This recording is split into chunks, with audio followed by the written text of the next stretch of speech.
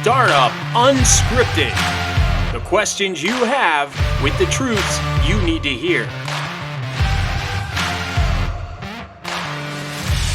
Help doctors get into practice the way they want to get into practice. Hashtag truth. That's why we put it out there. What we want to do is we want to bring truth to the startup game. And now your host, Michael Dincio. All right, guys. Welcome back to another episode of Startup Unscripted.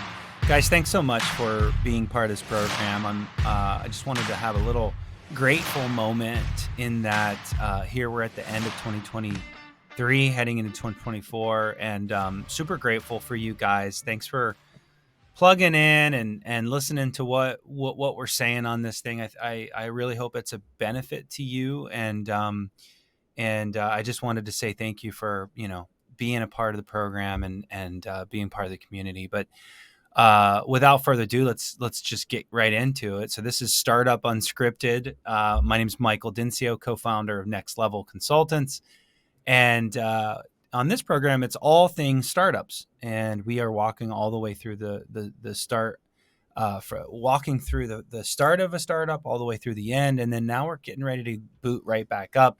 This is kind of part of the Encore series. So when I say Encore, if you see Encore, that means that it's kind of a product or a service that's important to you after you're open. So again, understanding what we're trying to do, episodes, from the very beginning was starting at the top of a startup and going through construction, architecture, demographics, all the way through.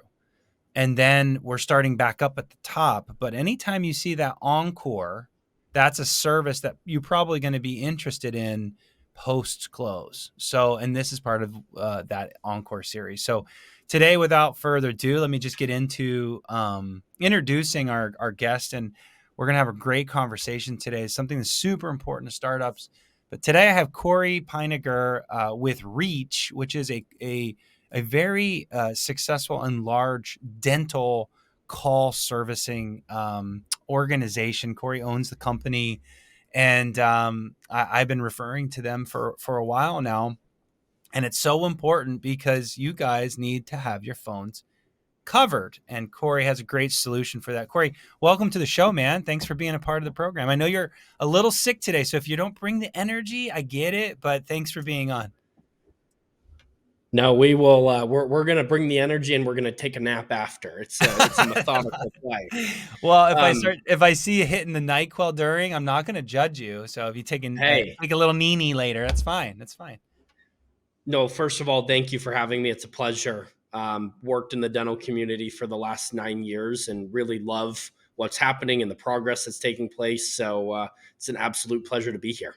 Yeah, man. Well, tell us a little bit about Reach.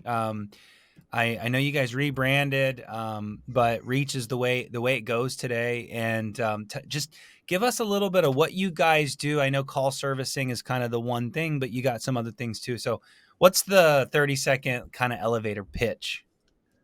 Yeah.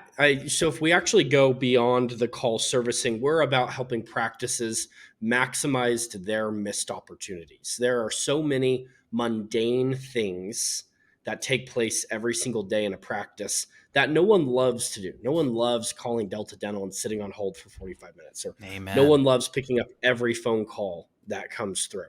Those are not easy, but that's where efficiency and better patient experience is driven within a practice. So as a company, there is so many sexy technology companies today. We're almost everything but that, where we focus on simple missed opportunities and providing patients a great experience that drives into better revenue and better profit and more peace of mind within the practice. Dude, amen. You just literally, like, if I were to throw a softball up, you just you literally crushed that, because that is totally talking my language. I don't think that my clients, our clients, and startups in general appreciate how important what you said, how important that is, because as a startup, you're not going to have a lot of opportunities because you're a scratch startup. You'll be lucky if you got 35 new patients your first month. You're used to 35 patients in a week, or maybe even some crazy practices a day. And so, like, like it's all about maximizing and efficiency. You just nailed it. I will add to that wages. So as a startup, you have no revenue. So managing your expenses that's like everything. That's like so important. I guess my first, gosh, I could go into 100 different directions. So Cory, give us like, if you're putting your startup hat on, and I think you said you had over 300 employees picking up calls and doing the services you do. Is that right? That's correct. So you're in the business of people, and so your overhead, we're sharing your overhead if we're taking on your services, we're kind of sharing that overhead with you. But like, what do you see as like the one thing that why someone would want to hire you guys for a call service as a startup? Well, you give me your kind of like pitch, because they could listen to me all day long, but I kind of want to hear what you got to say. Yeah. So most people actually are hiring us to start about 6 to 4 weeks before the practice even opens, because Nice. someone's going to be driving by, your sign is going up at that time. And your first week, you want to have the most successful opening possible. Money is Mm-hmm. being spent starting day one. And so now having someone in the practice for $15 to $25 an hour in total during that 4 to 6 weeks before is incredibly expensive. We charge per call. It's Yeah. about $6 per call that rolls through to us. And so it allows practices to capture those new patient opportunities Mm. while at the same time not be spending an enormous amount of money with an on-site person and not the highest level of demand being there yet. Yeah, totally. So, that's interesting. So 4 weeks before you start, so for before they start, you're picking up the calls, because I always get the question, Mike, when someone calls from the banner that says grand opening or accepting you pay, what do I say? And we coach them through that, but let's be honest, doctors aren't the greatest at taking those calls. Some are great, but most are not. So it's a per, but it's a per call, and it's not a conversion, but it's a per call type situation. Exactly. We charge Okay. around $6 per call. Now, the interesting thing is we report at the end of every month, because taking calls is great. Let's say you pick up 81 calls in a given month. Well, what actually matters is how many butts did we get into the chair? How many patients Yes. did we schedule? And how many of them showed up? So we provide a comprehensive end of the month report where it shows here are the 81 patients we spoke with. Here's their names. Here's what we spoke about. But then here's how many we scheduled. And then here's how many of them showed and how much did they actually spend, so Or that it's not a like theory conversation. so it's production per the person that you drove to the practice. Yes. Yep, that we pull from the ledger in the practice management software. Okay. Okay. Sorry, I interrupted you. I just wanted to get clarity on that. So essentially, you're giving reporting on the calls that you're picking up, and how much, and what the value of that particular call. Now, do you guys get bonused, or is there like some kind of win-win situation where you'll get paid more per conversion, or is it just coverage? And that's okay if it's just coverage. I'm just asking, like, is there motivation for folks to drive people to the schedule? Does that make sense? Really good question. So we don't change our pricing on that. What we do is we actually spiff each one of our reps who are answering the phone calls for each new patient and existing patient that they schedule. They also get saved, or they get spiffed to save a cancellation attempt. We didn't want Ah, to, I'm all about simplicity as a yeah, business owner. yeah. And so if you came to our pricing and it's like, hey, we charge $5.15 per call. But then if we schedule a treatment appointment, it's $27 on top of that. We wanted to build a system where it's very easy to understand what's going on. But you're correct that our agents have to drive alignment of getting people scheduled. Okay, so you guys are essentially doing some motivational factors behind the scenes if some of these metrics are better, because essentially, like, you could just have a bunch of you know, get a bunch of people on the schedule and then they don't show up, or, you know, fake calls. I mean, someone would have to go to some serious lengths for that, but essentially you do have some things on the back end for your team. That's cool. That's cool. And the reality is we run month to month agreements, as I think most businesses should. And so if we're not driving butts in the chair that are delivering revenue and better healthcare to patients, practices have the right to walk away. That's And so right. every month we've got to go out there and earn our keep by delivering value and Yeah. not just scheduled names or booked phone calls. That's exactly our model as well at Next Level. So I feel like that's where it should be. I mean, look, I mean, the reality is you have to perform in this day and age, and I think competition's good, and so just all things performance driven third party services I'm a big fan, because, you know, I half the time I can't get front office folks to pick up the right way or to convert the right way. And to me, if there's a company like yours that takes calls literally every single day, are they going to be better at it than probably your front office person? I mean, I'm saying your front office person is probably pretty good, finding that maybe they're average, but like, if you do something every single day, you're kind of the specialist at it. Am I crazy there? I mean, you guys should be better at it than the average person, are you? Yeah, so this is actually a really good question. I would agree from a like all we do is pick up new and existing patient phone calls and attempt to book them. So we're very good there. Where we can sometimes not match the level of the practice, to be candid, is all of the nuances around minute questions. You had a question on a bill. Who does it get to?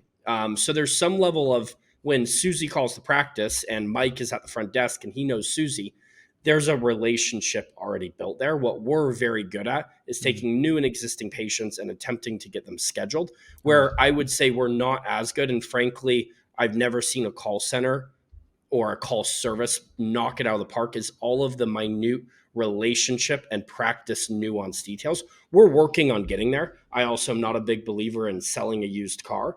We're good at what we're good at, and that's scheduling people and getting them to show up to their appointments. Yeah, that's right. That's right. So I think a lot of the confusion with, or not confusion, that's the wrong word. I think a lot of like the mind block is like having a company represent you that's not you. And so like, how do you guys create that connection, so to speak, when you're not part, in air quotes, part of that business or that practice? Like, what's that process like? Because I feel like if people understood that it's possible to create that bond, so to speak, then it's not as hard to hire someone that's outside the office. So you're asking the most difficult question of what we have to conquer, and it all comes down to how we onboard Yeah. a practice. Yeah. And it's the information that we collect where we can act as a cohesive unit. How is a new patient scheduled? How is a limited exam scheduled?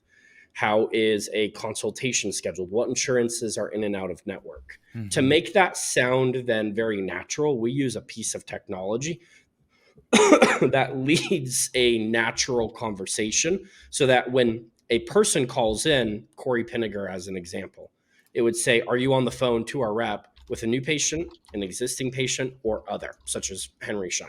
They click on that and then, okay, you have a new patient on the phone. Are they looking for a hygiene appointment? Are they looking for a emergency exam? And it leads through this very natural flowing conversation. Instead of having a one pager with 998 words on it, we try to lead our reps through a very natural conversation where we're giving them practice specific information that they can relay to the patients as they need it, so that it's as natural and homey or family like as possible. Yeah. Now, like, when the patient has specific information or questions about something specific, how do you guys handle that? Like, I'm a patient, and had a root canal last week, and I got some post-op questions. That doesn't get answered. How do you guys handle those things, right? Like, because I think also that could help my audience understand how this all navigates and works without, major disruption to the normal practice? Yeah. So number one, we attempt to handle everything that we can. I am a very anti or not a glorified answering service or a answering machine. So 90% of what we get on the phone has to be handled by us or we're doing a piss poor job. Now, what you just said is I had a root canal last week and I have some post-op questions. That Yeah. is outside our scope. Well, it's So clinical, there's right? yeah, there's two different ways that we handle that. Number one is because we have the patient on the phone, we actually attempt to warm transfer them if during the business hours to the practice. So then, and it wouldn't sound clunky, but you would say, actually, hey, let me get you over to Mike, who is going to be better to answer these questions here. He Mhm. is on our scheduling team or our patient care team. We would loop, get a hold of you on the phone. Hey, Mike, we've got Cindy on the other line. Here are her questions. Great. We loop Cindy into the conversation and allow you to take it from there. Nice. Warm transfers are the best way so that Mhm. it's not, oh, let me forward you to someone else. That's really clunky because Mhm. someone's already explained to you. Right. Number two, in the situation where you're closed or we can't get a hold of the practice, we are then sending a text message and email through our service saying, urgent matter, here's the name. And then they can log into our portal where Mhm. they're able to see everything that just took place, who they should be calling back, so on and so forth. Got it. Ideally, it's a warm transfer. If not, we're sending out certain urgent messages to those who are responsible. Nice, nice. Okay, cool. So big picture, like let's go back to how to ROI a service like this, because I think this is to me, like an ex-banker, this is where my head goes, right? So I always think about, like, okay, Mike, how many people do I hire? How many hours? I can't miss phone calls, and their decisions of hiring team is always about covering the phones. But to be honest with you, and you kind of already said it, like, to have someone sitting around picking up your phone at $22 or $25 an hour for 5 days a week is just not economical.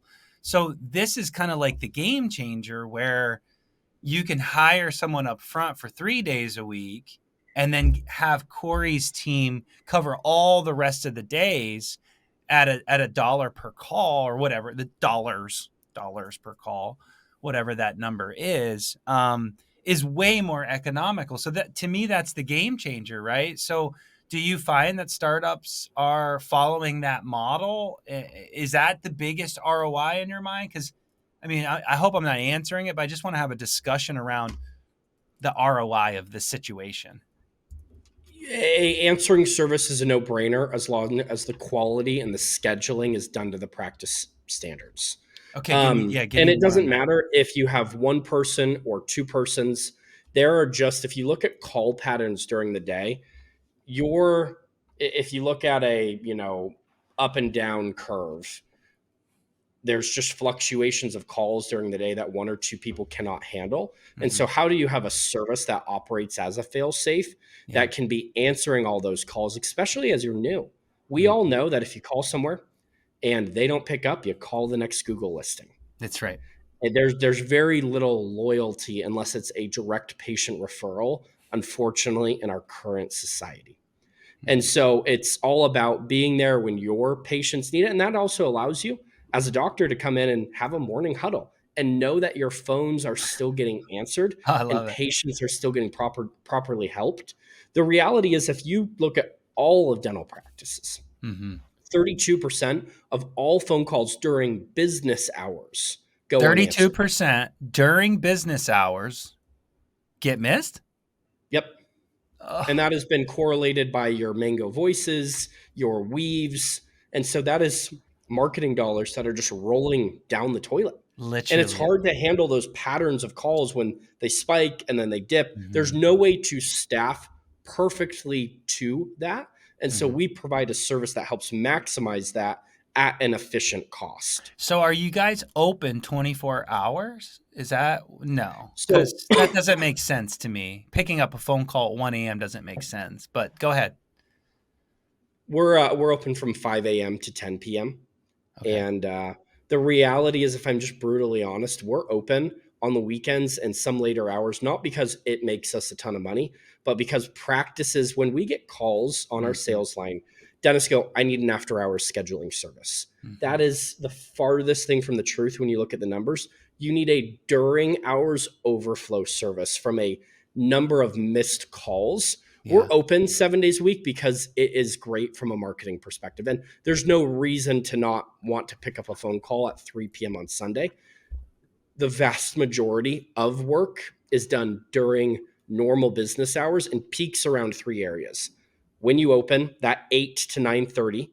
Okay. When you're getting ready from lunch from 12:30 to 1:30, and Because as the day begins to wrap up. Yeah, because that's when everybody else is taking lunch. You're taking lunch. Like if I was gonna call and try to make a dental appointment, I'm gonna call my lunch hour. Well, if all my dental all the practice dental employees are taking a lunch, no one's picking up the phone. That makes total sense. Okay, so right in the morning, because people are like driving their kids to school or just all this stuff that was in their head last night, they're getting it offloaded first thing in the morning during lunch. And then what was the other one? Was it right after hours close?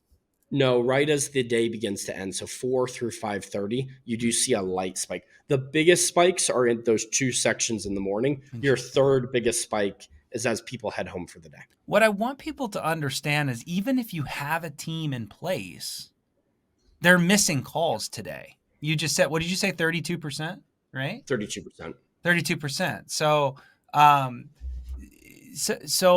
if they're missing those calls and you have coverage, it's not necessarily your team. It's just not missing a call ever, which is to me the ROI on that. And you're exactly right. The marketing dollars that go into pulling these calls in is literally like burning dollars if you miss the call because they're calling the next Google listing, to your point.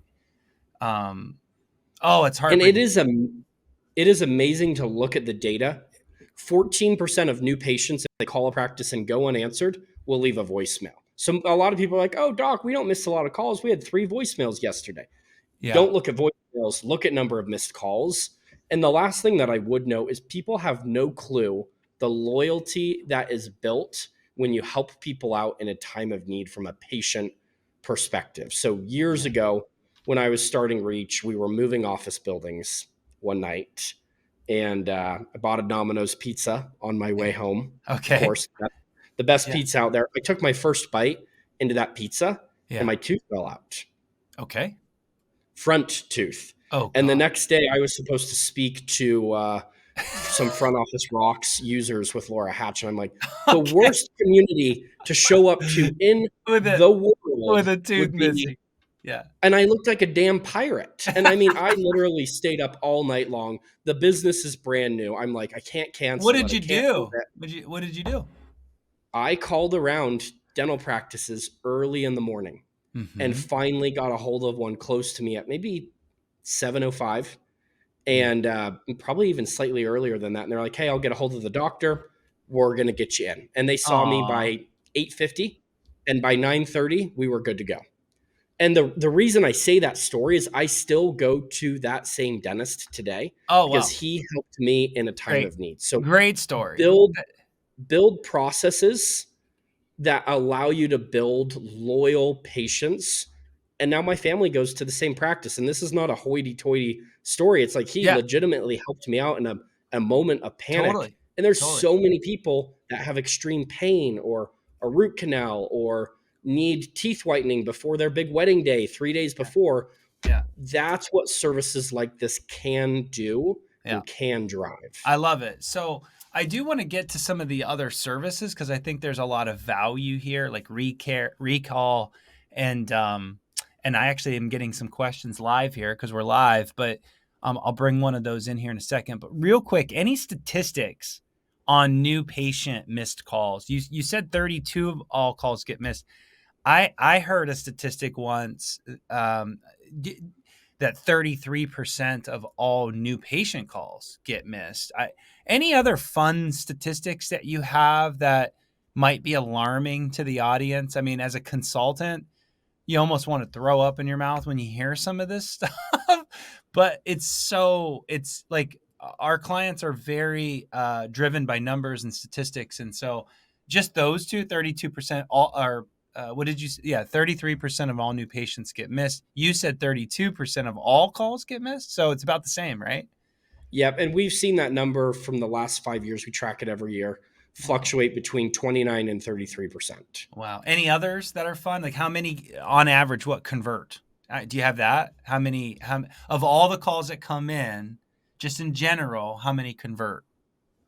Oh, and to new patients, that's actually a really good question that you could do a whole episode on. It Yeah. is so dependent on the office's quality of marketing. Because Right. there's Okay. one Oh, thing to say interesting. we drove a lot of leads and we drove a lot of calls.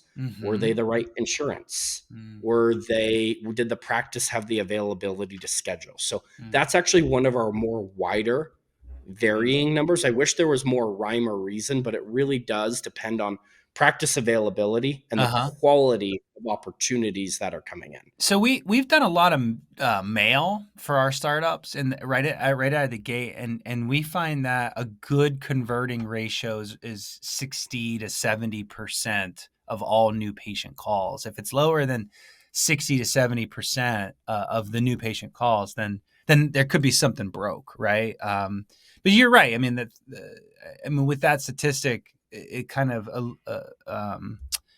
goes into what you just said is if 60% of all new patients get converted, that means 40% might not have the right insurance or whatever. It might not be a good fit. We Okay, see cool. the Yeah. numbers range from 35% to 80%. Yeah, it is that. I've seen that range on the mailers because our mailing houses actually track converting. They don't take the calls, but they actually track mail to someone's house, to picking the phone up, to missed calls. We got percentages on missed, and then to converting. And you're right. A practice that's not doing a good job is in the 40s, and a practice doing a really good job is in the 60s, 70s. So you're right. That is a pretty big range.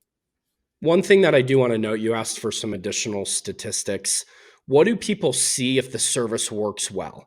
At the end of the day, we're all in a business of ROI. If a Yeah. practice is working well with us in our partnership Uh huh. and they spent $100 in a given month, they should expect to see at a minimum an 8x, but we believe we're doing a better job at a 12.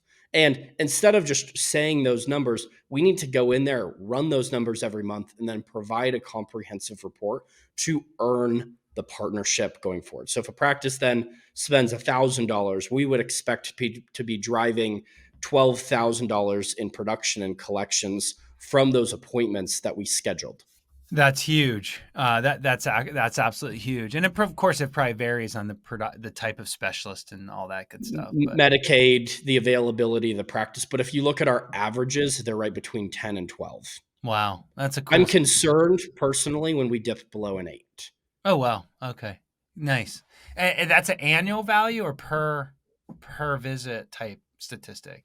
That's taking our spend monthly versus the production and collections that come in from the appointments we schedule. Oh, okay. Wow, nice. 10 to 12, cool.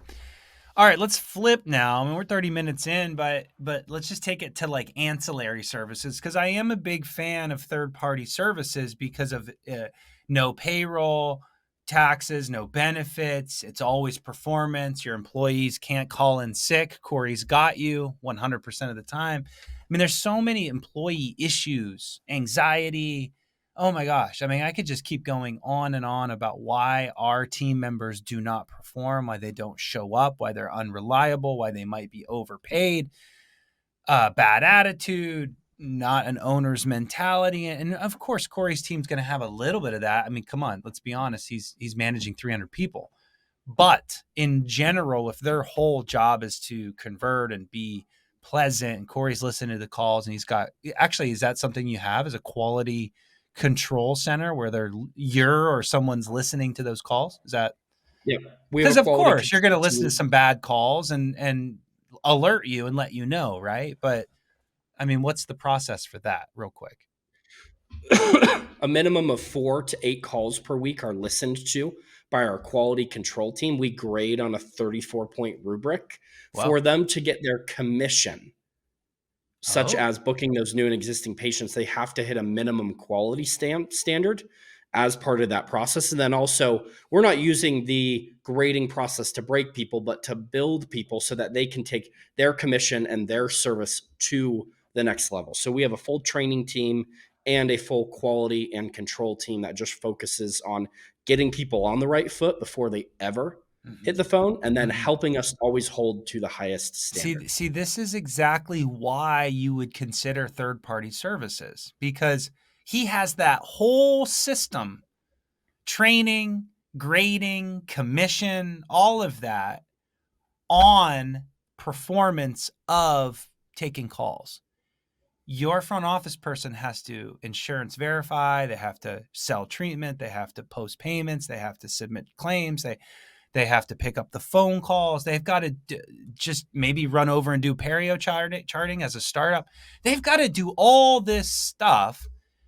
Is it hard for you guys to think that maybe Cory's team would be better at picking up the phone and converting? Of course, it just makes natural sense. So let's flip this over to like a service like recall or recalling. Maggie, actually, one of our marketing folks, gal, she popped in a question. I think it's a great question. Here it is, Cory. So are there common challenges that dental offices face when it comes to recall scheduling, and how can those be overcome? So now we're talking about a different service, right? Do you guys do recare calls for the offices? That's one of our main services beyond call answering. Well, let's talk about it. This is awesome. Go ahead. So and this is a pay for performance. We only get paid if we book an appointment here, which I think is an easier pill to swallow. We call in the ideal hours. Pre-COVID, those were about 4 to 7:30 at night when people were actually home. COVID's flattened that scale slightly, where people are often more home in the day, but we still have a lot of our resources from 5 to 7:30, where we can reach people when they're home, when they have an availability to chat, and when a dental office is usually not going to call them. Yeah. So let me hold that. Let me pre-frame here. You guys are calling active patients and trying to get them back on the schedule, and you are calling in the hours that are most successful to the patient, not convenient for the practice, right? Yep. Because what happens is what? Like dental assistants are running around and doing all these things, and front office doing all these things, and then we get a cancellation. We got an hour of a free minute, and that just happens to be maybe at 2 p.m. when everybody's working and your success rate is terrible to make recare calls. So maybe hire Cory and his team to smile and dial during the hours that make the most sense. Yeah? 100%. And the interesting thing is, if you look at most practice management softwares, 56% of all patients are overdue. The thing that I think, if I were a practice owner myself, before I come in and sing the bell, now startup is different here, but before I come in and sing the bell of new patients, is do we have a system where most of our existing patients are coming back? Those are the patients who get additional treatment, who show up to those appointments. That's who you should be nurturing first. And so we're calling them and saying, hey, Dr. Smith noticed you were overdue, and we have an availability this coming Tuesday and Thursday at 11:30 a.m. and 4:30 p.m. When works best for you? Not just a text. Now, you want to still do text and email, but I'm all about how do you have as little slippage in your funnel as possible, so that you're driving the most efficient practice possible. Not 100% perfect, but that when you then enter new patients into the system, you've got a system that takes care of them in perpetuity, and they're a long-term patient going forward. Hell yes. Yes. I love that. That's nailed it. So you answered Maggie's question perfectly. It's really getting the most out of all the tools that you have. And this is a great tool. Miss Paula, my partner, asked, so you guys schedule. So that's the first question is, do you schedule? And are you familiar with all PM? Of course, Paula asked this question because she's all things operations and helps our clients set up the systems and the protocol. So this is where her brain goes. I love it. Do you guys actually do the scheduling, and are your people familiar with PMS if they do? Yep, we do all scheduling into the practice management software. Again, we don't want to be a glorified answering service. Now, we only work with about 80% of the practice management software. So all of your big Oh, players, only Matrix, 80%. No big deal. Yeah. There's a lot of them, by the way. EagleSoft, the smaller nuanced ones we don't. Yeah, cloud, right? Cloud this, cloud that. Every brother and their mother has a cloud PMS version that everybody's super excited about. Don't get me going on cloud services right now, but essentially you guys are pretty familiar with the big boys, of course, Open Dental, EagleSoft, Dentrix. But then there's some cloud versions and some things that are pretty common. So I'm assuming you guys are pretty comfortable with that. But We do Ascend, we do Denticon, we do Curve on our cloud side. To give quality to our customers, we have to minimize the amount that we have to train our team on. Because if they had to be aware of 17 different practice management softwares, we would diminish our value. yes. Okay, so Miss Paula jumps back in and says, she may have missed this part, but how fast, if they were going to onboard you, how fast could you onboard them? So like I'm a startup and you said you said it's a good idea to bring you guys in 4 weeks before they open. So let's say they call you late, how fast can you jump in and start rolling? From the day that we hold the kickoff call, we're live in a minimum of 5 business days. Now, sometimes quicker, just depends on, working with the phone company and getting access through IT. But that maximum time frame generally for us is 5 business days. Okay. That's great. It's not something that we normally throw in. But like setting you guys up earlier on, what's the pitfalls of that, Cory? Because I think when we turn on marketing, that's when we need to have Cory and reach going.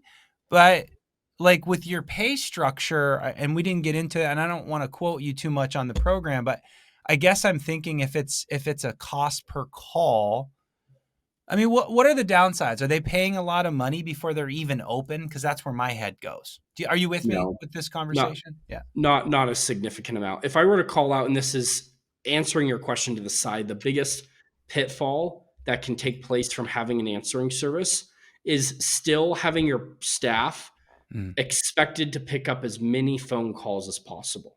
So mm, what you don't want them doing is you've started your practice and they know they've got a third party scheduler behind the scenes. If they have that availability, they should be that front line because we cost money when we yeah. pick up. And so what we don't want to do is overburden unnecessary cost. If there's available people, we should Uh, only be used when people are busy or unavailable to get to the phone.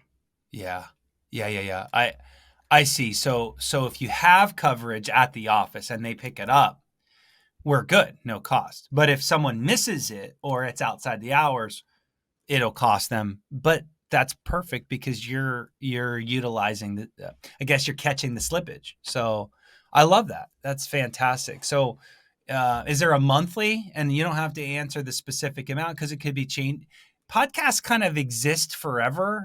People listen to my episodes from 4 years ago. So I don't want you necessarily to quote numbers because it could change and all businesses do change and they deserve to change with inflation and all that. But is there a monthly plus a call cost? Is that the model? Yes, we do have a small monthly fee that covers the reporting and the portal and all of that. It's Cool. less than $100 a month, but yes, there's a small monthly fee.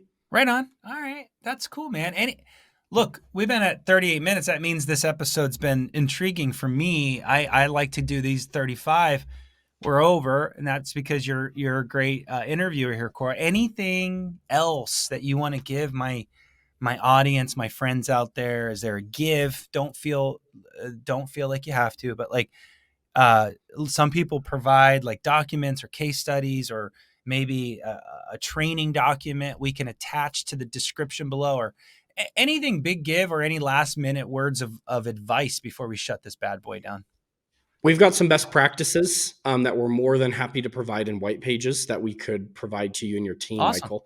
Let's do it. Second thing is if someone is interested, we are more than willing to provide a $250 credit to get started. I believe we have to earn people's business. And so if Love we it. can do a lot of that initial work on our dime and build a relationship, It's an Yeah. easier way to get started. Oh, cool. Dude, very grateful for that. I started the episode with grateful. I'm ending it with grateful. So $250 credit to you guys. How do we just do hashtag or promo code Michael or startup unscripted of some sort so they know it came from the program? Look, something like So that. we prearranged this today. So if you mention it to our sales team, they are aware of it, and we'll be honoring it for the next 90 days. Sweet. 90 days. That's awesome. Okay. So folks, take advantage of that. Cory was in the giving mood today. Last question. And one of our practice management coaches, Nicole, how often are the analytics updated and delivered? Is that through the portal? So it's kind of on demand, it sounds like. It's on demand. And then our end of month holistic ledger summary comes once a month. But in terms of patient interactions, who's getting scheduled, all of that is live in the moment. Dude, I can't think of a better service for these startups because, again, they need coverage. There's opportunities walking in the door. There's tons of marketing dollars being spent. I mean, it's just on and on. And so DSOs are hiring you guys. And I always think like if DSOs are doing it, probably makes sense if it makes sense, right? Like I know that contradicted. So, but not everything the DSOs do makes sense. But when it comes to business, sometimes you have to really consider it. And third-party billing, insurance verification, which I know you guys do, picking up the phone call, missed calls, phone coverage. Recare, I can't get my offices to do more recare calls. I love that service. So if you want to learn more about Reach, you got to get a hold of Cory and his team. We'll put all of that information below. And man, thank you so much. I feel like we all learned something today, and it sounds like there's this pretty big promotion that I want folks to take advantage of as well. So thanks for being a part of this. Thank you. It's been a pleasure. All right, man. Feel better. Happy holidays. Thank you. Talk to you soon. Thanks.